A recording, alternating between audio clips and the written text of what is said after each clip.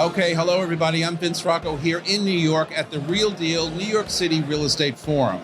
We're live today. We're going to do a couple of shows. For the first one, we're going to talk about private networks. For years, private network listings in real estate were treated like a niche strategy. Now, they are the center of one of the biggest controversies in our city, in our industry of real estate.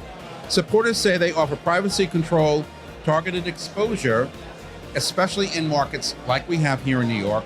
But critics say that they reduce transparency, limit buyer access, and may leave sellers with less competition. I absolutely agree with that. So we're going to have a conversation today with my three guests about what exactly private networks are. I'm here with Jared Antin, Teresa Alessandro, and Joan Kagan, and we're going to have a conversation about private networks. So Jared, I want to start with you. First question is, what exactly qualifies a private network listing today? You hear so much buzz about all of it, but what actually qualifies a listing to be private?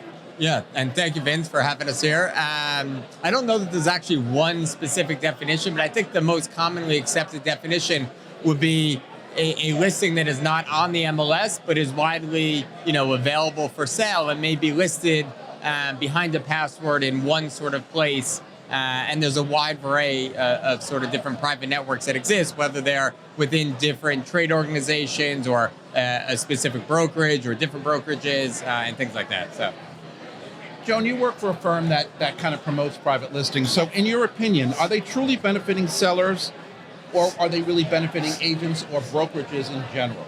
I think they do benefit sellers. We have conversations with our sellers, but if we're leveraging Compass Private Exclusive, which is our private network, it's not the best scenario for every single seller. If we're doing it, we have a conversation with them about it beforehand. The intention is that we're using Private Exclusive. It's a stage in marketing, and the goal is for it to be on the market eventually. So it's not staying in the Private Exclusive phase forever. So we'll use it when we talk to sellers about it. They have to sign a letter to the RLS stating that they understand that they're not getting the most buyers or most views or most visits or offers to their listing.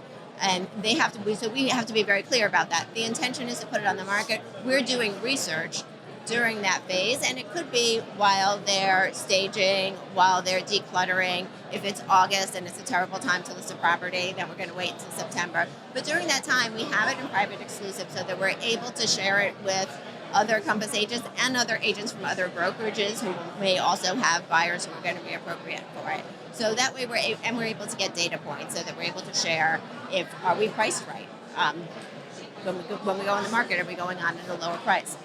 Teresa, what is your opinion on this? Are they really benefiting us as agents, brokerages in general, or sellers? Well, I think when you look at the concept of a private exclusive or a private listing, it's really self-serving for that brokerage that is creating that internal closed network to try to procure the buyer and the seller so that they can make both sides of the transaction and ultimately make a larger profit from selling that one property to two agents under their umbrella. Now, I do agree that sometimes you have to test the price, and there's been other methods to do that, maybe a broker's pricing party, maybe utilizing your own network or your CRM to invite specific professionals in your industry to come and see the property, or even, a psychologist to declutter or an organization person to declutter. So all of that is great to help the seller test and understand value before debuting the listing live. But I am a little cautious when it comes to double dipping both sides of the transaction, because I think there's an underlying profit to be earned, and it's not creating a fair market for all brokerages, even though they can probably find the listing now that we have this new method called, participant only within the RLS. But it's important that whoever is under this licensed professional network as an agent should have access to the listing so that it's not closing it into one brokerage alone. Jared, your thought on that before we move on? Because I think my opinion is I don't think it works, but that's me. Yeah, I mean, I'm at BHS because I would agree with that stance. But I would say the biggest thing is this is a broker or brokerage or agent-led sort of push, meaning this is not a problem, to my understanding, that consumers are saying, hey, I want to be able to get less exposure for my property, so I want to keep it off market, right? At times, there are certain sellers that for privacy reasons do want to be able to facilitate a sale without putting it on the market. And every brokerage, BHS included, has ways to do that if that's what the seller wants to do. But according to a recent survey on sellers that T360 did, the number one reason that sellers are saying that they chose to go an off-market or a private listing route is because the agent recommended it, which again proves from that survey that this is an agent push, not a industry responding to a consumer demand. Yeah, and that's one of the reasons I don't particularly agree with it, because agent push, brokerage push, whatever it is, you're not maximizing. And my next question is, in a low inventory market as we have here in New York City today, you need to get the listing out there. You need to understand who else is out there. Is it hurting competition for the sellers? I mean, who knows that the listing is out there? Well, I think with anything, if the seller's goal, and this is true for most sellers, not all, but most, they want to sell it as quickly as possible with the least friction for the highest price. Right. So common sense says you need to get it as far, as wide, as quick, as fast as possible, and have the property look really, really good to make sure you get maximum exposure and maximum interest. If you gate that delays the process and thereby makes the process take a bit longer and potentially leave some money on the table. Joan, how does private listing impact pricing accuracy and transparency? Because a lot of people, when I mentioned this to sellers and said, not that I believe in it as I've said, but they say, well, maybe I'll get more money if we go out there and do it off market. And I always tell them, no, you're not going to get more money. There's no competition. Who are you going to be competing against? So I'm going to tell you, so the first question is, in terms of pricing strategy and how it benefits pricing, is most sellers want to sell at a higher price, and they're going to have a slightly higher price than we're recommending. I find this is often the case where we're doing an estate sale and there are multiple decision makers. There's going to be disagreements about how we should go about pricing it. Are we pricing it lower to sell quickly? Are we pricing it higher to see if we can get it?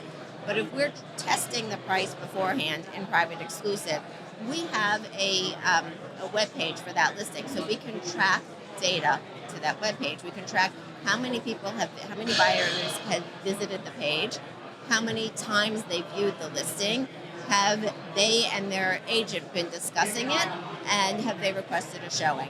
And then once we have people in the apartment, we can ask them, these are people who are out there, active buyers who are out there looking for something similar. What do you think about the price? And with that, I don't think of this as just within Compass. Obviously, Compass agents have access to the listing. I think that any agent can set up a search for private exclusive so they see what's coming on the market as well. Separately, I reach out to the other agents. And my goal is to get the best job done for my client, for my seller, so that involves other agents. So if there's another agent who had another apartment in the same building that was similar, of course I'm reaching out to them to, one, talk about pricing, but also to say, hey, you must have buyers. So do you have buyers who would want to come see this listing? So I think that there's definitely cooperation within there. There was another question you just asked, which I didn't quite answer yet. Accuracy. So I think and transparency. That helps us come in with the accuracy and transparency, is that we're having more information to help us price something accurately. We know if we're pricing it high, and this has happened in private exclusive, and we're getting silence, we're getting no inquiries, we know that's probably the price, or something else is terrible about the apartment. So we can test a slightly lower price, so that when we do go on the market, it's priced right and priced to sell quickly. Okay, we have to take a quick break. A word from our sponsors. We will be coming right back. Don't go anywhere. Preparation is what turns a complex move into a seamless one. At Roadway, white glove moving isn't defined by speed, it's defined by control. Every successful move follows what we call the Roadway method: structured pre-planning, building coordination, insurance, compliance, and clear accountability handled before move day begins. Supported by a national fleet, integrated storage, and VIP level protocols, Roadway is built to manage complex high-value moves. Roadway Moving and Storage, trusted by agents to protect the client experience. I'm Brian Scott Cohen, one of the top loan originators in the country, and the #1 mortgage originator at Guaranteed Rate Infinity. Guaranteed Rate Infinity arguably has the most advanced tech in the industry. Our completely digital loan process makes it easy and efficient for homeowners. from a 15-minute pre-approval to the digital application and through closing. My team and I would love to help you get into the home of your dreams. Teresa, where is the line between client privacy and withholding inventory from a broader market? Is there a fine line there?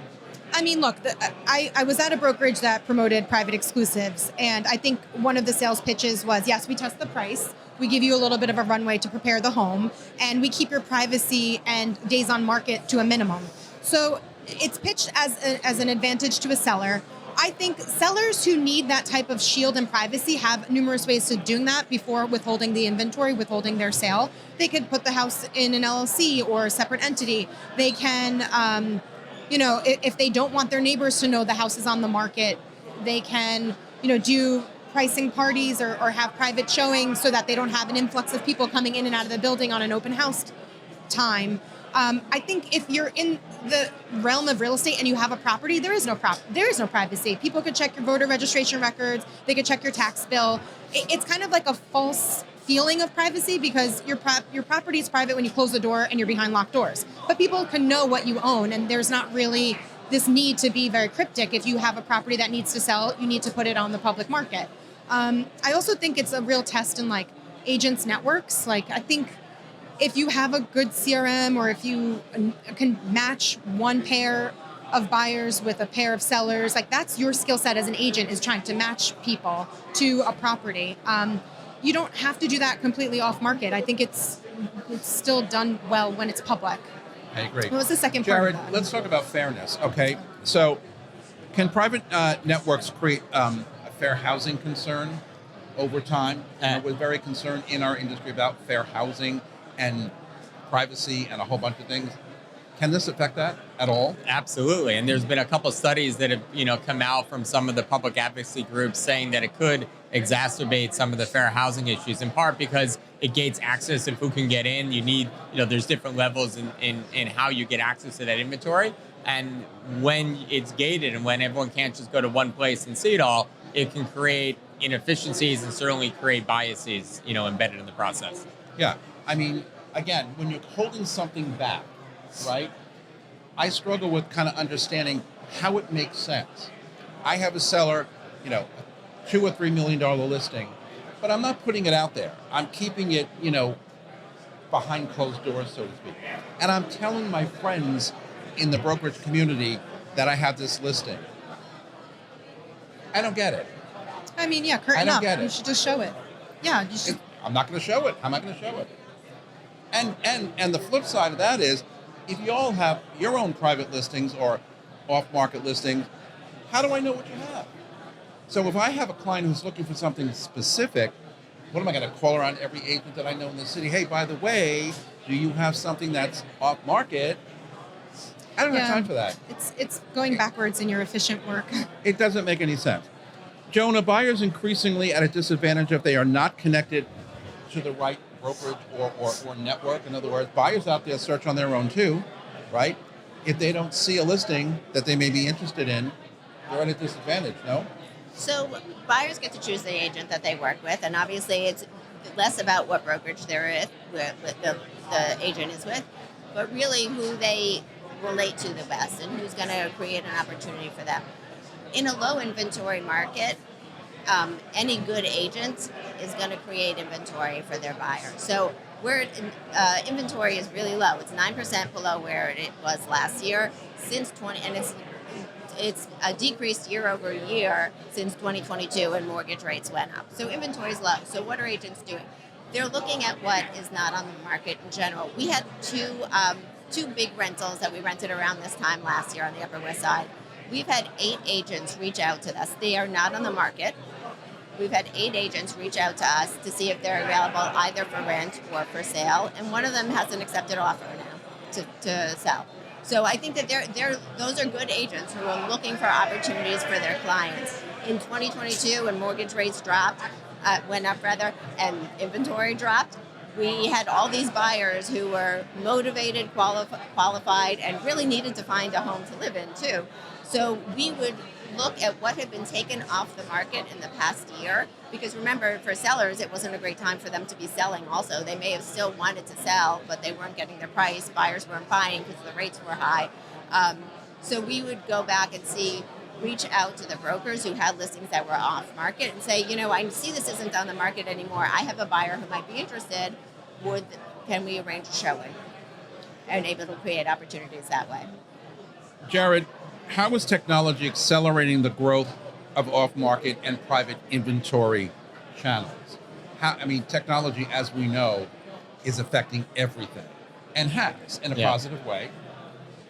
Does it have any effect on private listings, for example? Well, I think technology in and of itself over the last 20 to 30 years broke down what was, in essence, all private listings back in the day, right? When every brokerage had their own black binders. So I think we're actually going backwards in many of the cases where, imagine if you were trying to book an airline ticket, right? I just flew back from an event in Colorado yesterday, and if I had to go look at 5 different airlines, instead of just looking at one place, that would be inefficient. So to the same thing, that's what's happening to a buyer today, is they can't just go look at an aggregator or one place. They would need to go site by site, sign up, register. So I think, sure, technology has made it easier to be able to create a network, create another site, yes, but I also think then we're undermining the progress that has been done over the last 30 years in this industry in terms of creating transparency, clear price discovery and stuff like that. I don't know that technology is the reason this is coming up, because, again, we did this in a low-tech method. I think we're actually using some technology to go backwards. Yeah, I totally agree with that. Teresa, does the rise in private listings weaken the long-term role of the MLS? Because we all know that when you're searching, you're using the MLS or other means of search engines. If you're doing private listings, you're kind of like weakening the long-standing way that we as agents look for property for our customers. Okay, so this is really interesting because I'm licensed and I work in Westchester County and I work in New York City. And the biggest pain point for me in New York City is we're kind of dismantled. We don't have the camaraderie of like an MLS or a trade association like in a different area. So here in New York City, a lot of sellers don't know what's happening behind the scenes. The RLS doesn't create like a uniform listing service for us. There's Street Easy, there's for-profit websites that have our listings, then our individual brokerages have our listings. So we're in a really competitive playing field where there is no uniformity in how we advertise properties.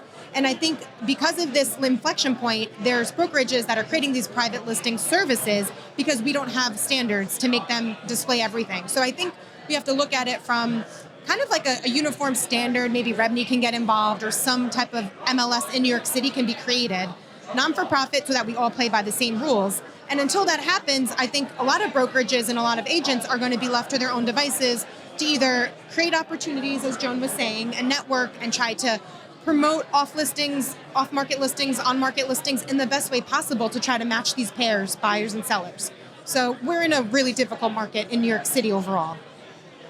Jared, something comes to mind that I wanted to ask you about. With the National Association of Realtors settlement last year, it's really changed the rules for us here in New York City with regard to buyer and agent and relationship and commission and signing an agreement, whatever.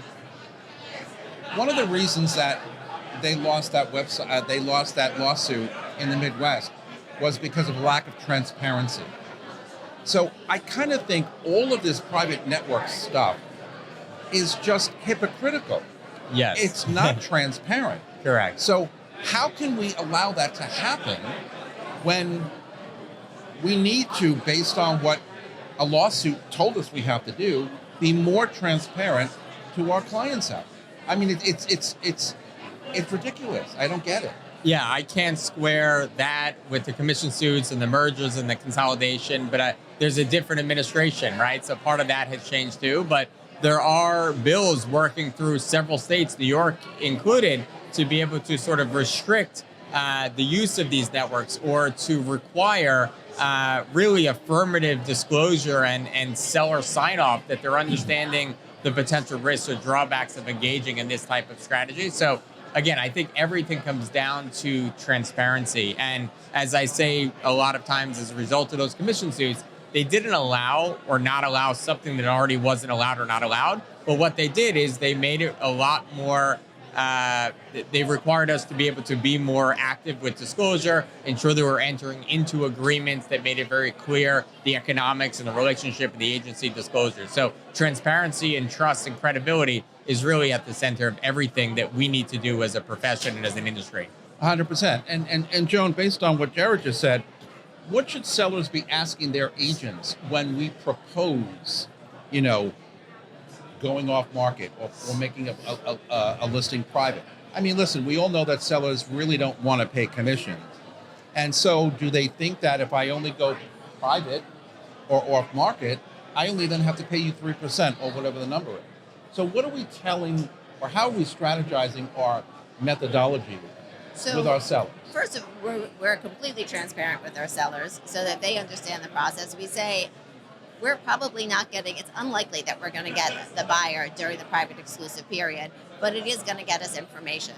So particularly when we have a list, and these are conversations that happen, whether you call it pre-market, off-market, private listing, whatever it is, these are conversations that agents are having all the time anyway. If I sit down with, like, right before I show a listing and I'm talking to the other agent, or on Mondays I call other agents after our open houses to get feedback. I can't tell you how often, and I do the same. What else? The two questions you ask: how are you finding the market, and what else are you working on? What's in your pipeline? That was 3 questions. But in terms of and buyers and agents will say, I have this buyer on the Upper West Side, can't find, they want a 2-bedroom, 2-bath, and move-in condition. I can't find what they're looking for. Do you have anything that you can think of?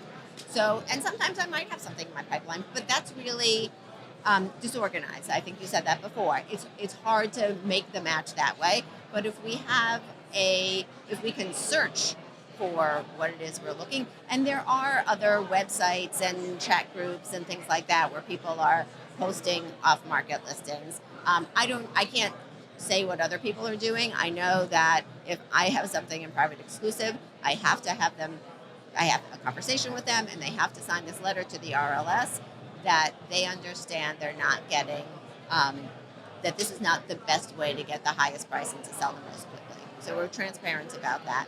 What should the seller be asking me? I'll tell you the things that they ask, and I feel like hopefully I'm answering a lot of their questions before they have a chance to, but they should be asking, how long are we going to be in private exclusive? When are we going to go on the market?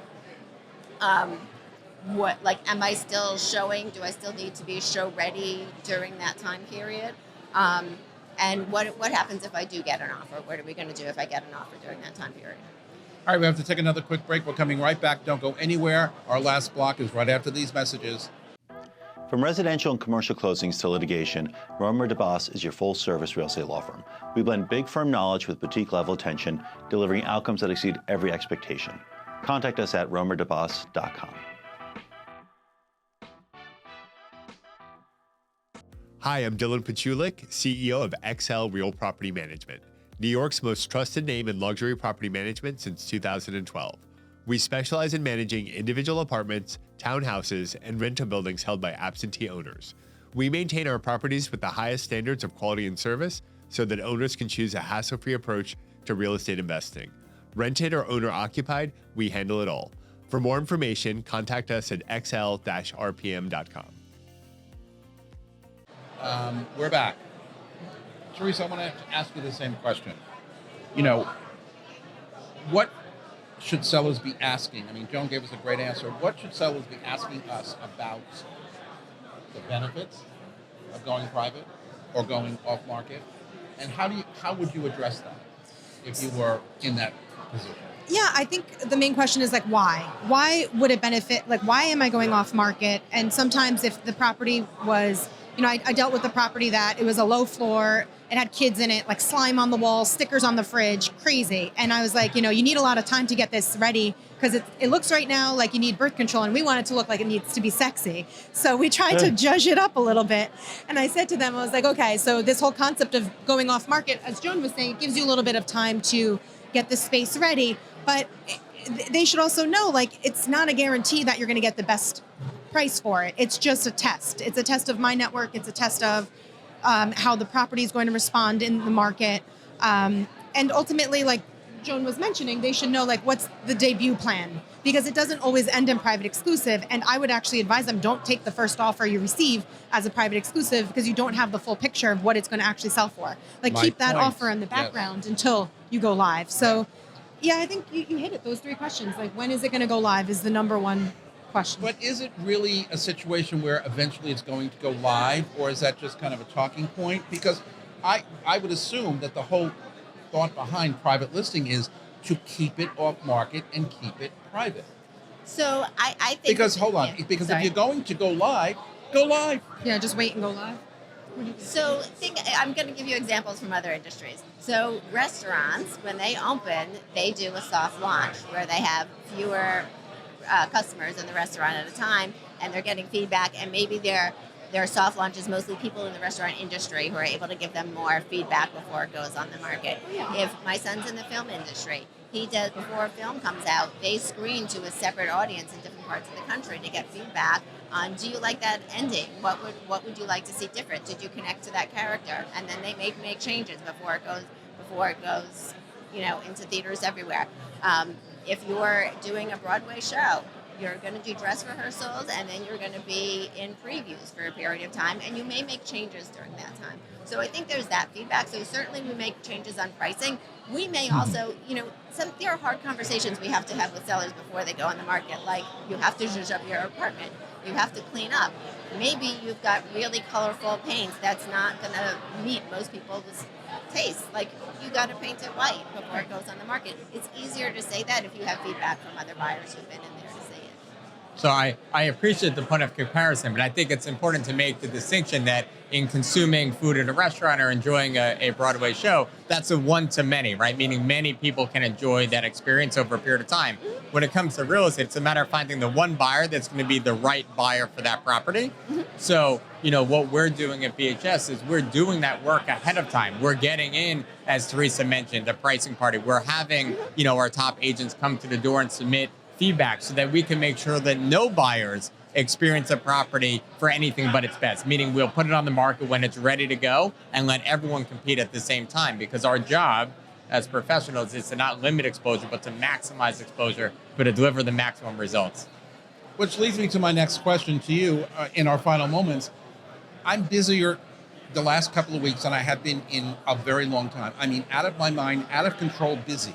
Mm-hmm. And one of the problems I'm having I've got several buyers, is finding inventory to show. And you and I have talked about this on the show many times. Our biggest problem these days is inventory, not price per square foot, not this, not that, not interest rate, inventory. So when I'm home or I'm in the office and I'm scrambling to find things to show my clients, and they may be out there in a private or off-market listing, that does me no good.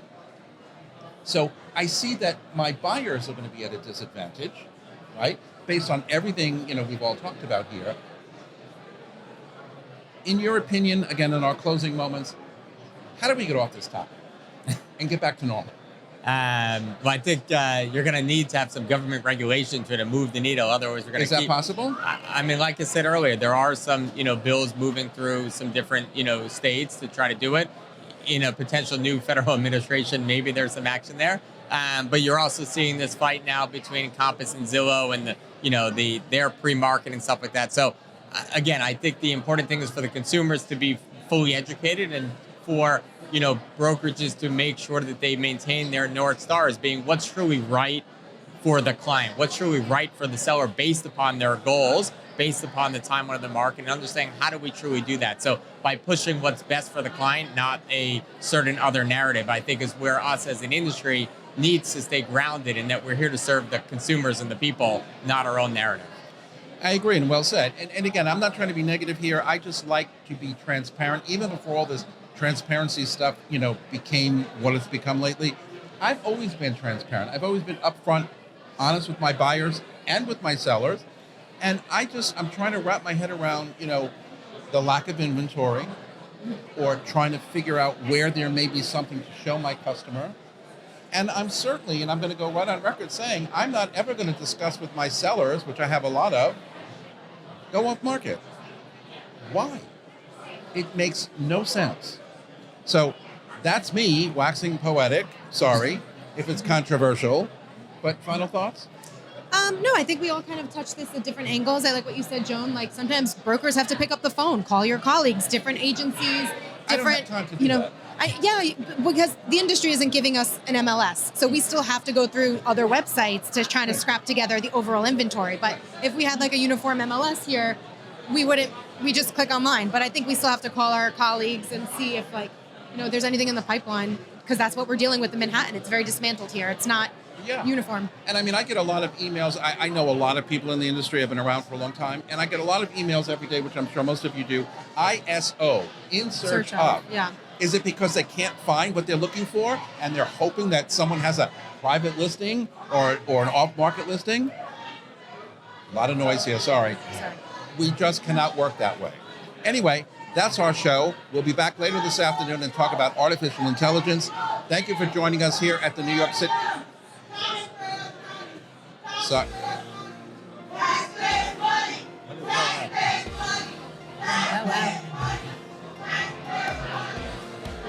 anyway, that's our show. We'll be back later this afternoon to talk about artificial intelligence.